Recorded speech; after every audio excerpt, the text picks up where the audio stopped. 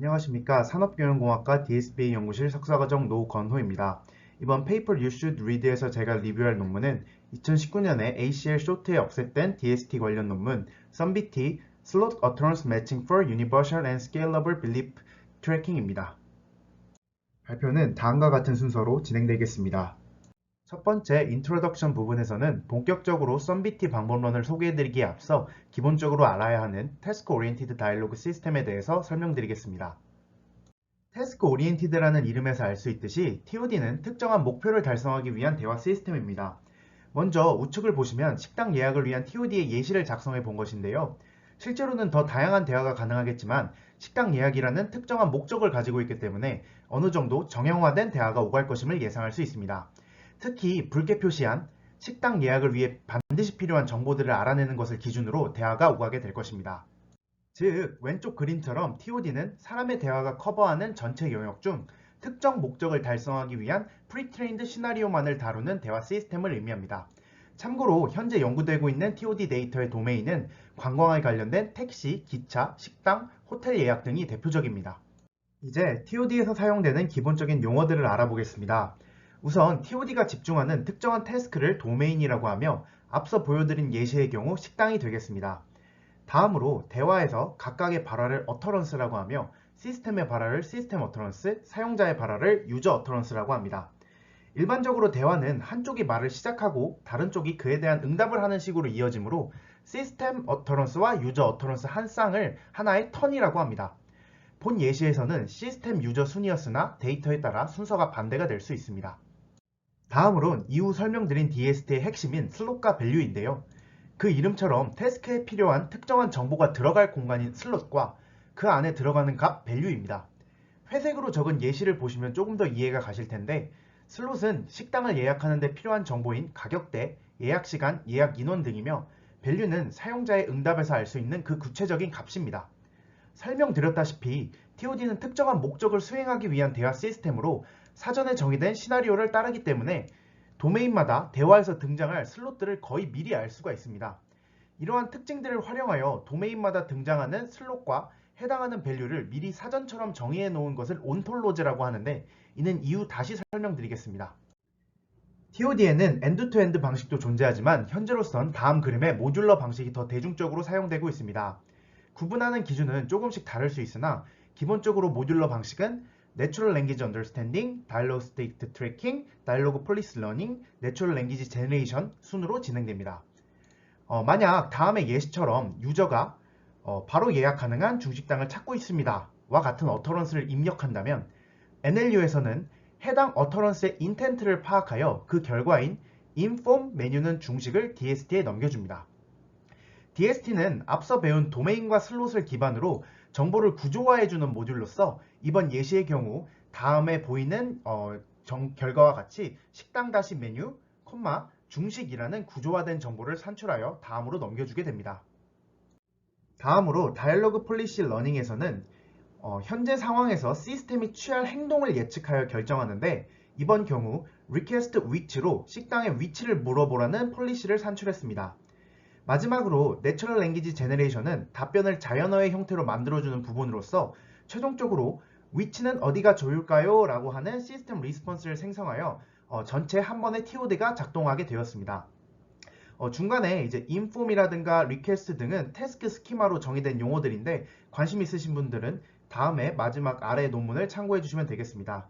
조금 더 첨가할 부분은 DST와 DP를 함께 다이얼로그 매니저라고 부르는 구분도 있고 추가로 여기서는 예약이나 추가적인 어떤 태스크를 수행하기 위해서 어떤 날리기지 베이스와 함께 API가 통신하게 되는 추가적인 부분도 존재한다는 걸 알아주시면 감사하겠습니다. 이제 DST가 무엇인지 알았으니 조금 더 구체적으로 온톨로지 베이스 DST에 대해서 알아보겠습니다. 앞서 슬롯과 밸류를 설명할 때 온톨로지가 무엇인지 간단하게 설명드리긴 했는데요.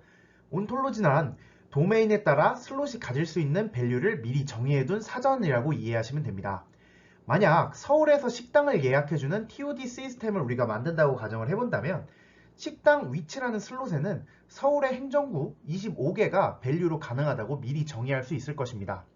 마찬가지로 가격대 또한 저렴하고 보통의 비싼 등의 상중하의 세 단계로 가격대를 미리 정의할 수 있을 것입니다. 뭐 메뉴 또한 마찬가지로 한식, 중식, 일식 뭐 이런 것과 같이 우리가 예상할 수 있는 다양한 답변들을 미리 온톨로지로 구성해 놓을 수가 있을 것입니다.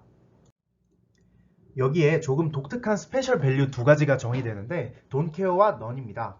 돈케어의 경우 사용자가 직접 가격대는 상관없다 등의 응답을 해서 시스템 및 널리지 베이스 API를 탐색할 때 모든 경우를 다 가능하게 하는 경우를 말하고, 넌의 경우 대화 진행 중 아직 해당 슬롯의 밸류가 언급되지 않았음을 의미합니다. 온톨로지 베이스 DST 모델에서는 모든 밸류가 사전에 정의된 온톨로지 안에서만 등장한다고 가정하기 때문에 아래의 그림과 같이 각 슬롯에 대한 밸류를 합이 1이 되도록 하는 확률적 표현으로 표현할 수가 있습니다. 결과적으로 가장 높은 확률을 보이는 밸류 후보를 해당 슬롯의 밸류로서 할당할 수 있게 되는 것입니다. 조금 더 도식화하여 전체 구조를 살펴보면 온톨로지 베이스드 DST 모델은 다음과 같은 개요를 가집니다. 현재 어터런스와 이전까지의 다이alogue 컨텍스트가 존재하고 슬롯들 각각에 대한 밸류 후보들이 온톨로지에 전부 정의되어 있다고 할 때 각각의 요소들을 인코더를 통해서 인코딩하고 그 레프레젠테이션을 활용해 슬롯에 대한 밸류 후보들의 확률을 계산합니다. 결과 최고 확률을 가진 밸류를 해당 슬롯의 값으로 결정하게 되는 것입니다. 여기서 인코더, 다이alogue 컨텍스트를 처리하는 방법, 스코어링 방법 등은 방법론에 따라 달라지게 됩니다. 본 발표의 주제 논문인 썸비티가 발표되었을 당시 대표적인 온톨로지 베이스드 DST 모델에는 다음에 보시는 것과 같이 뉴럴 빌리프 트래커, 글래드, GC 등이 있었습니다. 각각은 장단점이 있었으나 공통적으로 도메인과 슬롯의 디펜던트한 빌리프 트래커 모델이었으며 온톨로지에 없는 새로운 슬롯 밸류를 추가하기가 어려워 확장성이 매우 떨어졌습니다. 또한 아직까지 버트와 같은 사전학습 모델을 사용하지 않아서 인코딩 성능에도 개선의 여지가 많이 있었습니다.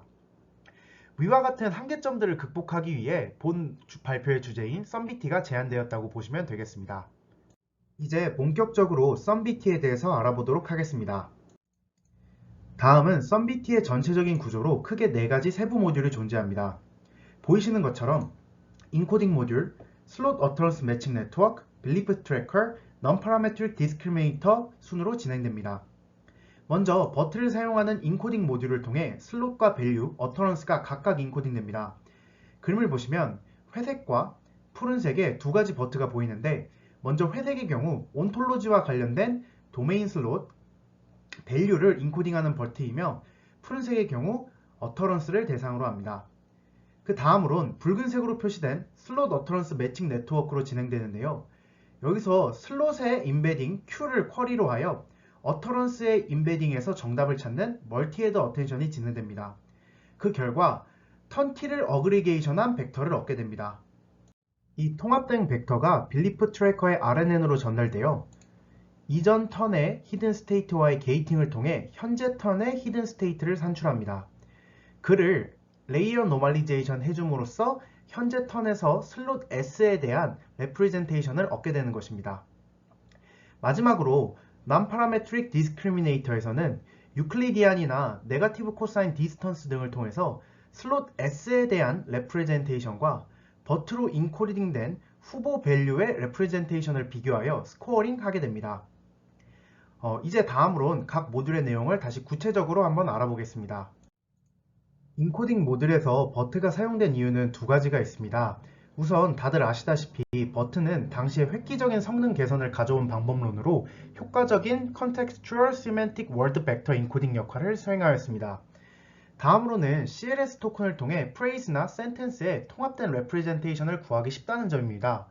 이는 바로 회색의 버트 SV에서 사용된 장점입니다.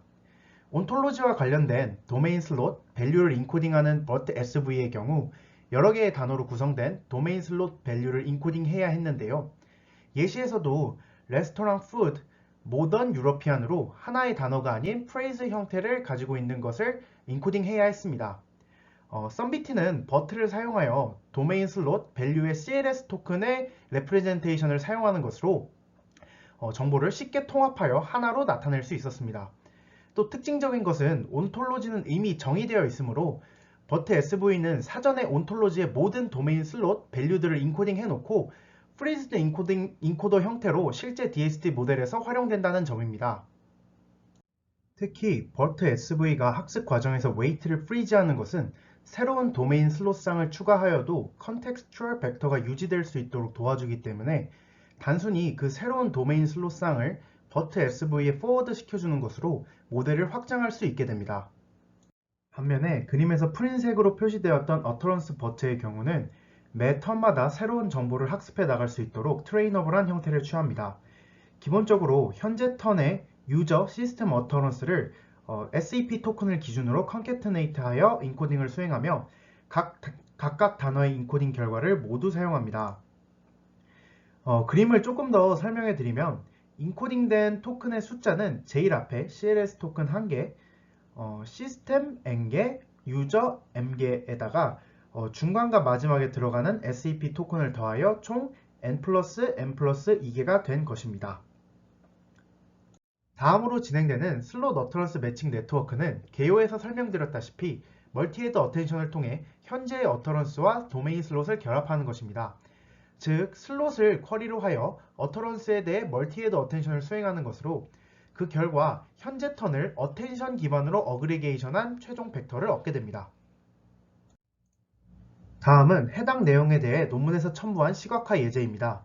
그림에서 우측의 열이 프라이스 레인지 슬롯에 대한 어터런스의 시각화 결과이며 좌측의 열이 에어리어 슬롯에 대한 결과입니다. 먼저 reasonably priced라는 가격대 슬롯의 밸류가 등장하는 턴 인의 경우를 살펴보면 확실하게 해당 토큰의 어텐션 스코어가 높게 나오는 것을 확인할 수 있습니다.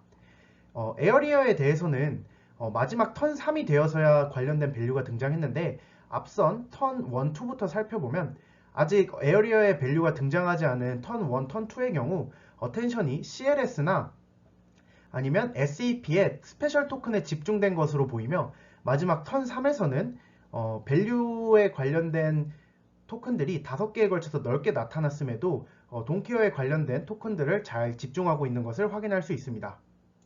빌리프 트래커 부분은 개요에서 거의 다 설명이 되어서 다시 요점만 말씀드리자면 먼저 슬롯 어터런스 매칭 네트워크로부터 얻은 벡터가 빌리프 트래커의 RNN으로 전달이 되고 이전 턴의 슬롯 S에 대한 히든 스테이트와 이 둘의 게이팅을 통해서 현재 턴의 슬롯 S에 대한 히든 스테이트를 산출합니다. 그 결과를 레이어 노멀리제이션 해줌으로써 최종적으로 현재 턴에서 슬롯 S에 대한 레프리젠테이션을 얻게 되는 것입니다.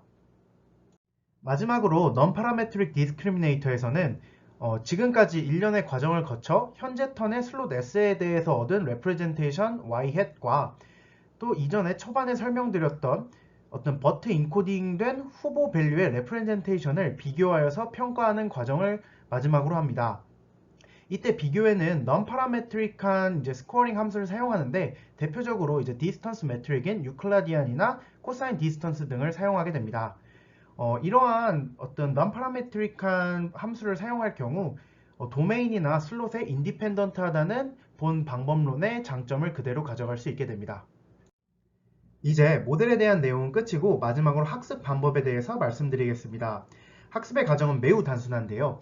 우선 앞서서 온톨로지 베이스드 DST 모델들이 슬롯에 대해 가능한 밸류들을 미리 알고 있기 때문에 각각을 확률로 표현이 가능하다고 말씀드렸습니다.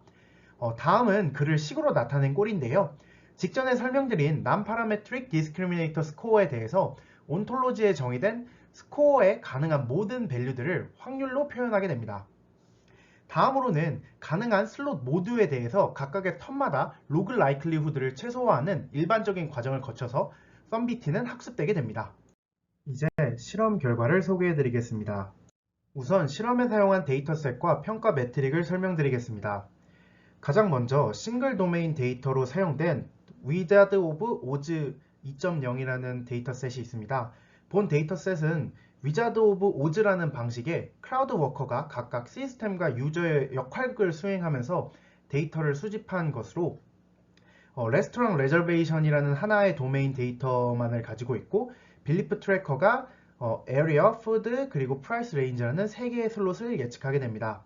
그 다음으로 멀티 도메인에 대해서 사용한 데이터는 멀티워즈로 동일하게 위자드 오브 오즈 방식을 따라서 생성된 멀티 도메인 TOD 데이터셋입니다. 본 데이터셋에는 호텔, 택시, 레스토랑, 어트랙션, 트레인 등을 포함하는 7개의 도메인이 들어있고 그 안에 총 35개의 슬롯이 존재하여 그것들을 이제 추적하게 됩니다. 마지막으로 실험에서 사용한 메트릭인 조인트 골 애큐러시는 턴마다 우리가 예측하는 빌리프 스테이트와 또 정답인 그라운드 트루스 빌리프 스테이트를 비교해서 모두 일치할 경우만 1, 그렇지 않으면 0을 주는 매우 엄격한 평가 지표입니다. 논문에서는 기존에 있었던 온톨로지 베이스드 DST 모델 이외에 추가로 3가지의 베이스라인 모델을 제안하여 비교하였습니다. 각각은 버트 플러스 RNN, 버트 플러스 RNN 플러스 온톨로지, 슬롯 디펜던트 썸비티인데요. 각각의 특징은 다음과 같습니다. 우선 각 모델은 이름 그대로 보시면 되는데, 먼저 첫 번째 버트 RNN은 버트 인코더와 RNN으로 구성된 모델로 마지막에 슬롯 밸류의 수만큼 선형 분류를 수행합니다. 두 번째 모델은 첫 번째 모델에 온톨로지를 추가한 것으로 전부 동일한데 온톨로지 어털런스 매칭 네트워크가 추가된 버전입니다.